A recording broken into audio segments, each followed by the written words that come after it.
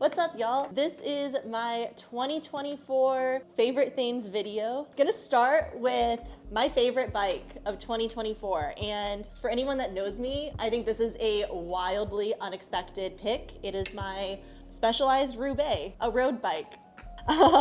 We haven't done, I don't think any content on the YouTube channel with this bike. No, and we kind of regret it. Yeah, I've made some reels with it. So if you follow me on Instagram or the shop on Instagram, you would have seen this bike. We were doing a lot of like tarmac builds, kind of a lot of the same thing.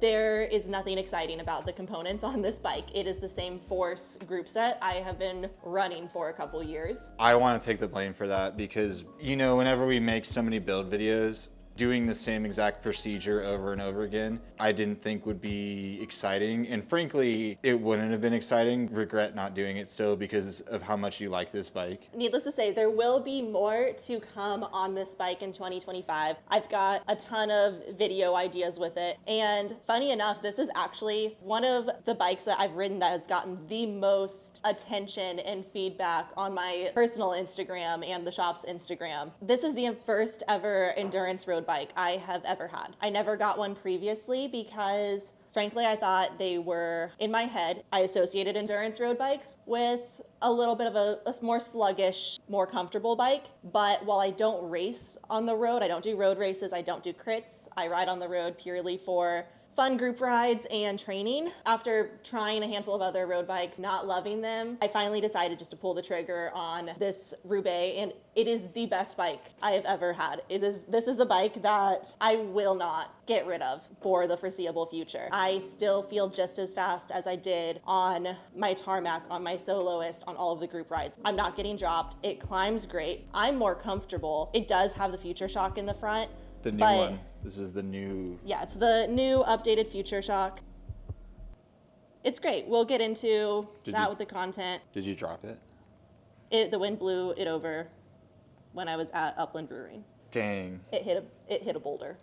Yeah, I know. It was a bummer. I was there. Yeah, yeah. Anyway, that is my #1 bike of the year. More to come on that with more videos, all of that, more info. There's still a chance that we break this down and build it and talk more about this bike in depth. There will be a full long-term ride review. I think if you decide to do SRAM Red, we'll film that build. You know what I mean? That is the change that I'm going to make to this bike, but you're jumping ahead. We'll get to that later in this video. I didn't know I was jumping ahead. I was just saying that... Unlike Jesse, I'm not doing an honorable mention bike. Dang. If you have questions, if you want to know about anything I've ridden, I'm available. We can chat. There are other bikes I've ridden that I have loved, but there can only be one winner, and that was the Roubaix. I felt bad. The reason I did an honorable mention, if you noticed in my video, I did it after the fact. I just felt bad. Jesse just asked me, well, wait, are you going to talk about your 303s? This is not a wheel set that is new to me this year.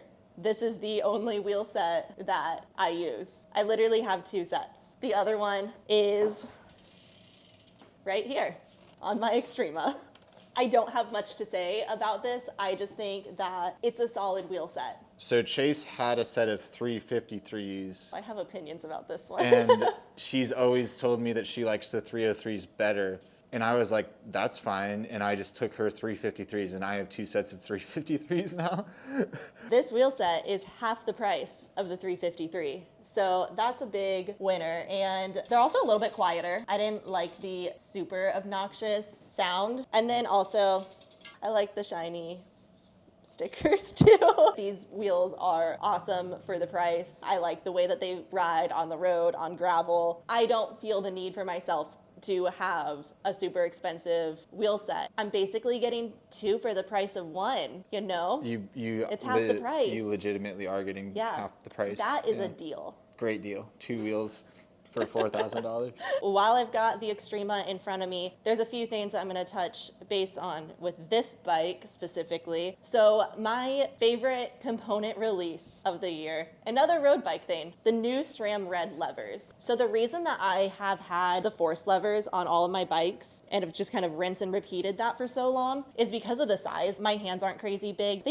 They always fit really well. And I legit, the previous generation of SRAM Red levers, they just didn't fit my hands that well. I felt like I was always kind of overextending them a little bit and they didn't have the same adjustments. I always just went with Force. That was great. I was happy. This is the only bike that I have the red levers on so far. They officially are beating out the Force in my book. I just feel like with these have a lot more adjustment on the reach and making them fit my hands. The pull on them is a little bit easier with just like one finger. They're just really, really awesome. And this bike, the Roubaix, will be upgraded with them. We'll get into that on that build video. When I got all of my parts over here, Jesse was like, oh, well, what tires are you doing? And I was like, what are you talking about? Like, I'm not doing tires. And that is because my two favorite sets of tires that I've ridden this year, I feel like I don't truly have enough miles on and haven't ridden them enough to be able to truly crown one. First of all, Schwalbe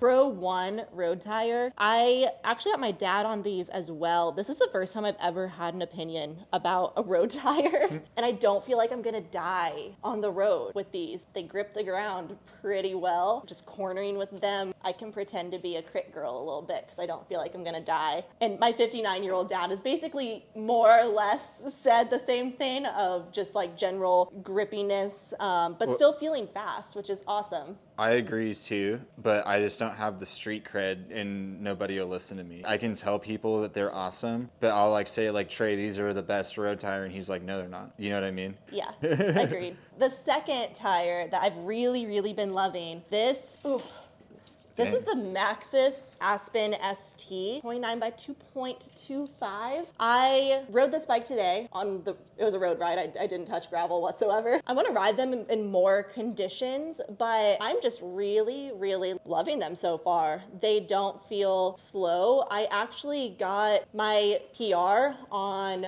a pretty notorious climb around here, McGowan Hill, on my first ever ride on this bike. I had these tires.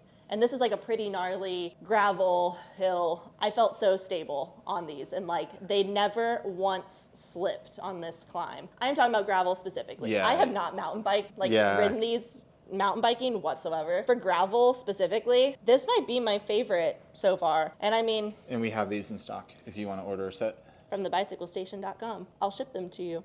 And check out Karst Crusher. You can ride this hill we're talking about, or walk. You might end up walking up it, but it's in the race. Saturday, May 3rd. May 3rd. Be on the lookout. That is another one that is going to be announced very soon. I'll have the bike reg all ready to go and a prize purse. But the hill that I'm talking about, McGowan, is the main like feature climb. It's iconic in this area. But yeah, so those are my tires. The next up is shoes. Per Jesse, I've been running the Shimano shoes for 5 years. There have been a few other brands in the mix. I've been mountain biking in the Shimano gravel shoes for 3 years. Basically, Jesse, for my birthday one year, got me the Shimano gravel shoes. I loved them. They were comfier than my previous S-Fires. And I tried out the Bontrager Triple X, didn't love them. So I mountain biked in the Shimano gravel shoe for a very long time. Recently had to up my shoe size. I got another pair of S-Fires. Can confirm this is an updated model from what I had previously, and these are just so freaking comfortable. Camo girl. Yeah, I gotta blend in. That way people can't see me in the races, you know. Carbon sole. One thing that I've found kind of interesting, the lugs on the back, when I'm like just walking, I know these shoes aren't for walking, like no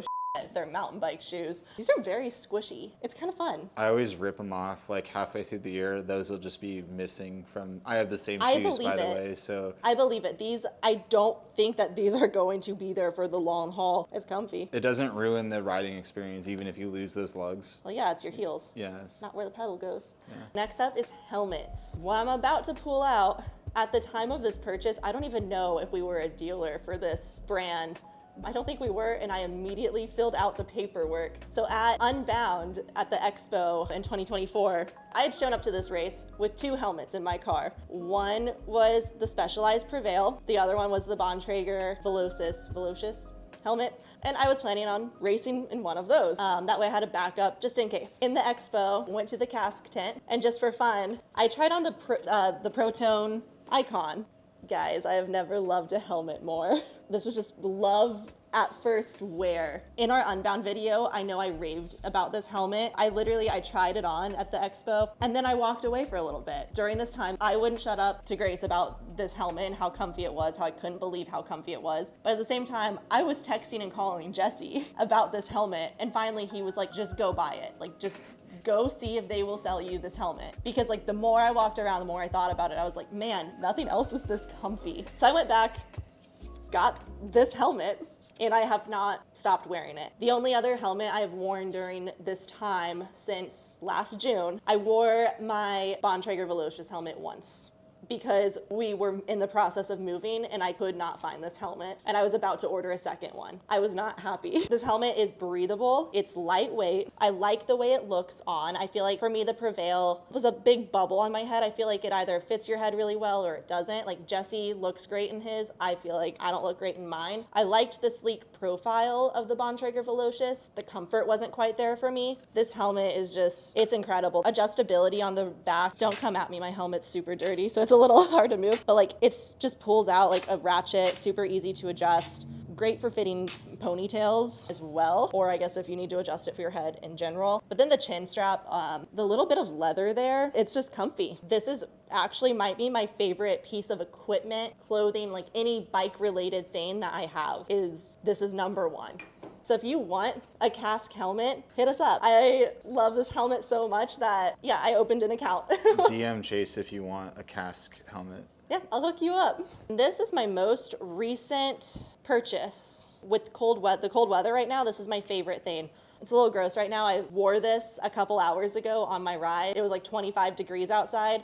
I was riding for a little over 2 hours. This is the Pas Normal thermal hooded base layer or something along those lines. The base layer on its own, super warm, super comfy, but the chest panel, they make this in men's and women's cuts. It has a windproof chest panel. And that's over the top of the normal fabric. Yes. So the normal fabric, it's like kind of fleecy on the inside, super warm. But that windproof chest panel alone, it is absolutely incredible. And it was great today because it was pretty windy out too. In 25 degrees, like it really made a difference in keeping my core warm. They do make this in a non-hooded version, but I'm not gonna put this on right now, but this hood is pretty phenomenal. It basically covers my entire head, comes down about to where my hat is actually. So I didn't have to wear another hat. My head was totally comfortable in this. For the ladies out there or men that have a ponytail like Jesse, it does have a ponytail hole in the back. Weird. That's so weird. It was amazing. Grace has one of these. I rode with her today. She wore hers too. And so like I had my little nub of a ponytail at the back, but like she has a ton of hair. So like it's awesome. This front panel, this basically replaced me having to wear like a balaclava. It's like 3 pieces of clothing in one. That is exactly what it is. When I put this on originally, like only my eyes were out. Can you fold the balaclava part back? No. No, so nothing folds back, but putting it on, you can kind of like fold it down, scrunch it up for the neck. And frankly, I'm gonna be wearing this off the bike too to like walk my dog and do outdoorsy things. But this is an amazing piece of clothing. Hit us up if you want one. They've been selling out really quick, but more sizing options are available in the non-hooded version. But it's a solid base layer. And yeah, there's that. One of my final things, I'm gonna thank Jesse for this one specifically.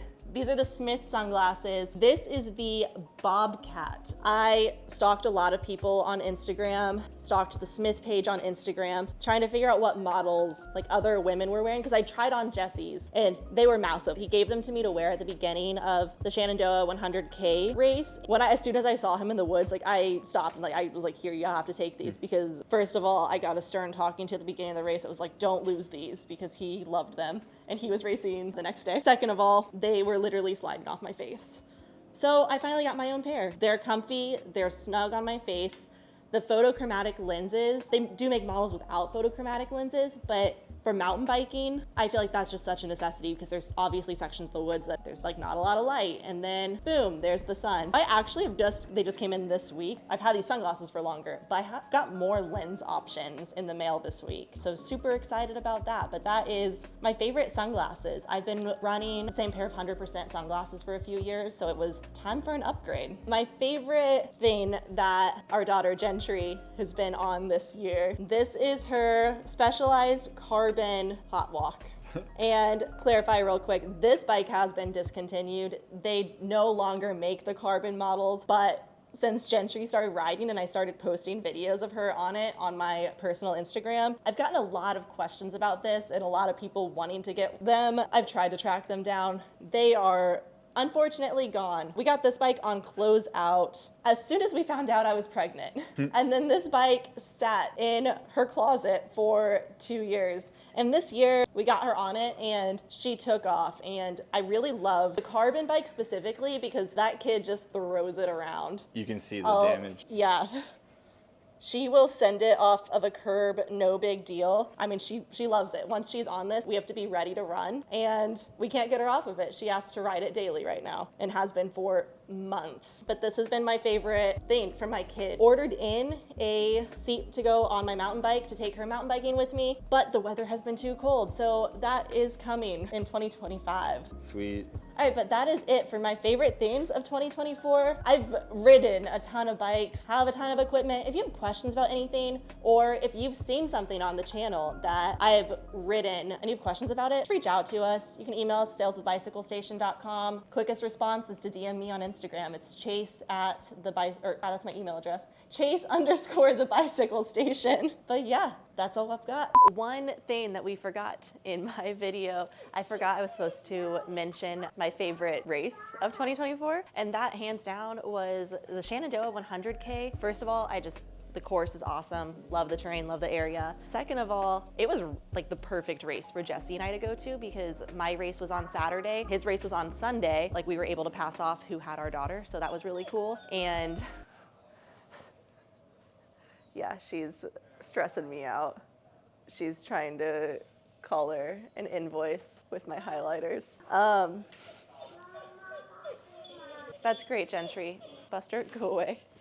But yeah, so Shenandoah 100 was my #1 race. I loved it because Jesse was able to race one day, I was able to race the other day. Great kid handoff, and we went to the best Italian restaurant ever, Vinny's. It's the shit. If you're in that area, go there. It's in a strip mall. It's so cheap, the pasta's amazing, and it's like the only restaurant we ate there. We went 2 to 3 times. Do you think Coach Sig ate there before?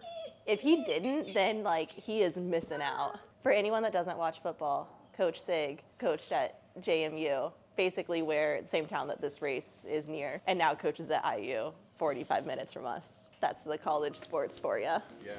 I'm done. If anyone has any questions about anything else I've done in 2024, I'm very reachable.